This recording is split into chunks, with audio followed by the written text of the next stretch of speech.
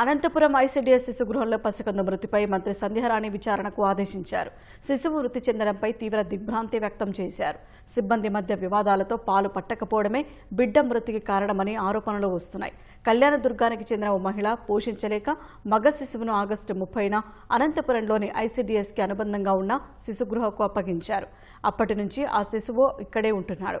అర్ధరాత్రి హఠాత్తుగా పసికందు ఆరోగ్యం బాగోలేదంటూ సర్వజన ఆసుపత్రికి తీసుకెళ్లగా అప్పటికే మృత్యువాత పడినట్లు వైద్యులు చెప్పారు. ఇది బయటకు పొక్కకుండా శ్మశానంలో పూడ్చేయగా సిబ్బంది మధ్య గొడవలతో విషయం బహిర్గతమైంది.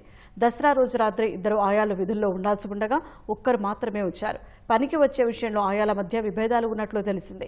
ఈ గొడవల కారణంగా నిర్లక్ష్యంతో శిశువుకు పాలు పట్టకపోవడమే ఘటనకు కారణమని సమాచారం. అయితే పసిబిడ్డ మృతికి అనారోగ్యమే కారణమని సంబంధిత అధికారులు చెబుతున్నారు. భిన్న వాదనలు వినిపిస్తుండటంతో బిడ్డ మృతికి గల కారణాలపై ఐసీడీఎస్ ఉన్నతాధికారులు విచారణ జరిపి నివేదిక ఇవ్వాలని మంత్రి సంధ్యారాణి ఆదేశించారు. పిల్లల సంరక్షణలో నిర్లక్ష్యం వహిస్తే ఉపేక్షించబోమని మంత్రి హెచ్చరించారు. బాధ్యులపై కఠిన చర్యలు తీసుకుంటామని స్పష్టం చేశారు.